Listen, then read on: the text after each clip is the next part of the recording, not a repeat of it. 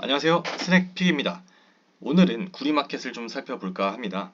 BHP는 호주의 최대 시총 1위 광산 기업입니다.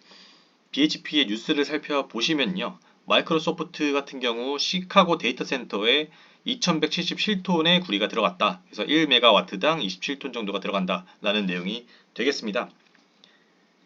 대형 데이터 센터 같은 경우 100메가와트 이상에 들어가고요. 이 정도면은 전기차 35만 대 그리고 40만 대의 소비량과 맞먹는다 라는 내용이 되겠습니다.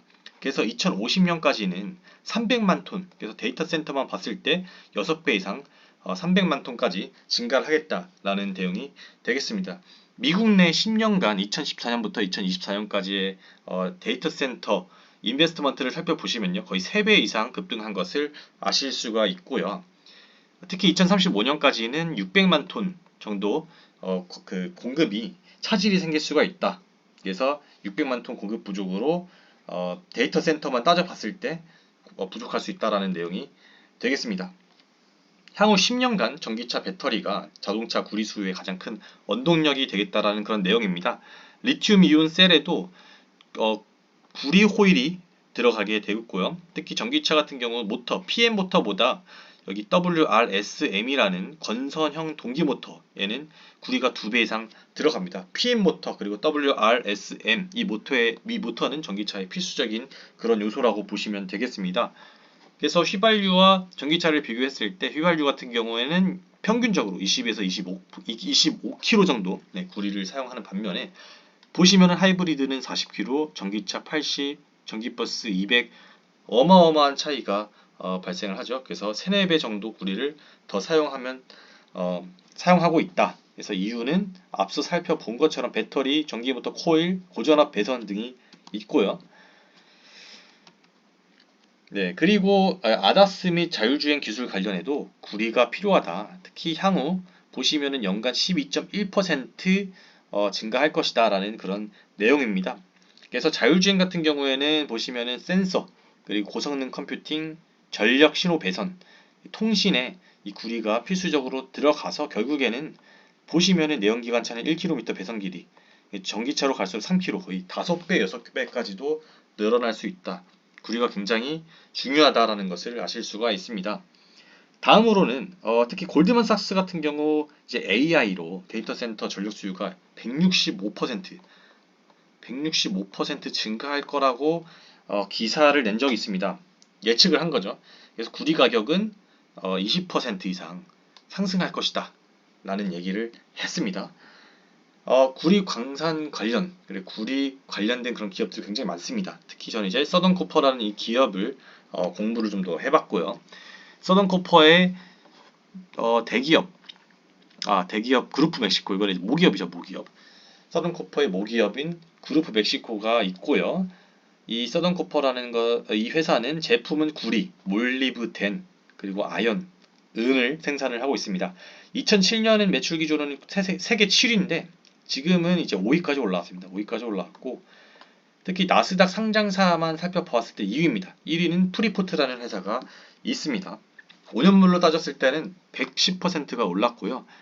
일반 그런 기술주, 반도체 그런 기술주, AI 관련된 그런 기업들에 비해서는 좀 재미가 없는 그런 종목일 수가 있습니다. 서든코퍼는 멕시코 59%, 칠레에서 41% 이렇게 물량을 생산을 하고 있습니다. 보시면 아연 같은 경우도 74.9% 올랐고 코퍼 이제 구리 같은 경우도 78.6%. 특히 이제 페루에 여러 가지 이제 프로젝트를 하고 있는데 티아 마리아라는 곳에 지금 활발하게 프로젝트가 진행 중입니다. 제가 네 가지 회사의 지표를 좀 살펴보았습니다. 첫 번째는 서던코퍼, 두 번째로는 프리포트, 세 번째로는 구리 선물을 추종하는 ETF죠, CPER, 그리고 호주의 광산기업 BHP를 살펴보았습니다. 특히 7월 말 전까지는 구리 가격이 이렇게 올라가는 것을 보실 수가 있는데요. 미국이 트럼프가 50% 관세를 발표하기 전에 시장에서는 높은 관세를 붙일 거다라는 그런 소문이 미리 돌았고 중국, 칠레, 페루에서 그런 수출국들이 미리 구리 가공품들을 대량으로 미국으로 이때 보냈습니다. 그런데 갑자기 발표된 관세 내용이 예상과 달랐습니다. 원료는 제외, 일부 가공품만 관세 대상으로 하겠다라는 내용이었고, 그래서 미국에 쌓여있던 물량이 갑자기 풀리게 되었습니다, 시장에. 그래서 구리 가격이 이때 20% 이상 급락을 하게 되었고요. 이때 살펴보시면 구리 관련 이 세 가지 기업들도 덩달아서 하락을 했습니다. 네, 하락을 했지만 금세 회복한 것을 보실 수가 있고요. 특히 서던코퍼도 금세 이렇게 탄력을 탄력 붙고 올라갔다라는 것을 보실 수가 있습니다. 서던코퍼는 구리광산을 운영해서 원료를 직접 생산하기 때문에 직접 얘네들이 만들어서 쓰는 그런 구조입니다. 그래서 관세 부담은 직접적으로는 없었지만 시장 전체가 불안해지면서 구리 가격 하락을 했고 주가도 영향을 받았습니다. 자, 이것은 이제 마켓캡 관련된 그런 그래프입니다. 마켓캡, 그래서 구리 선물, 구리 가격에 의해서 영향을 받는 그런 기업들이기도 하기 때문에 보시면은 마켓캡이 올라갈 때 덩달아서 다 같이 올라갑니다. 떨어질 때는 다 같이 떨어지는 경향을 보실 수가 있습니다. 구리 가격 변동에 따라서 시장 가치가 함께 움직이는 경향이 있습니다. 관세 관련된 그런 내용인데요. 이때 7월 11일이죠. 관세 부과 가능성이 이때 미국 내 구리 가격을 급등시켰다라는 내용입니다. 그래서 LME는 런던 금속거래소, 코맥스는 이제 CME 그룹, CME 그룹이라고 좀 생각을 하시면 됩니다.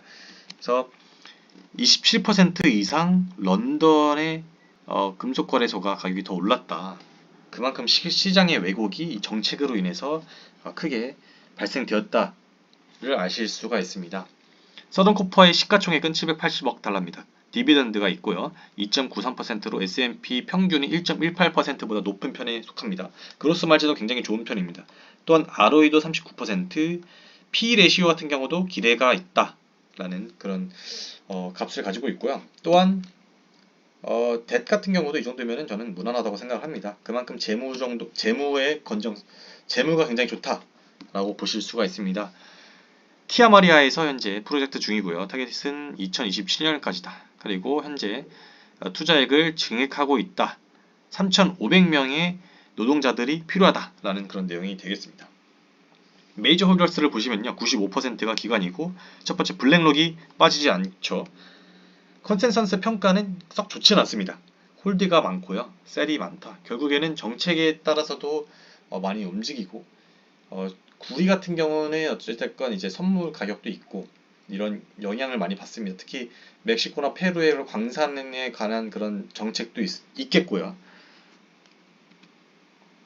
숏 레시오 같은 경우도 10.37 정도 차지를 하고 있습니다. 이렇게 숏 레시오 같은 경우는 거의 일반적으로 10% 정도 계속 유지하고 있었던 상황이고요. 구리 선물 가격이 움직이면은 서던코퍼도 이제 반응을 합니다. 기술주처럼 이제 화려하진 않지만 이제 글로벌 인프라나 그런 에너지 전환의 흐름 속에서 구리는 이제 여전히 핵심 자원이다. 그래서 서던코퍼는 그 흐름을 가장 잘 반영하는 기업이다가 결론이 되겠습니다. 감사합니다.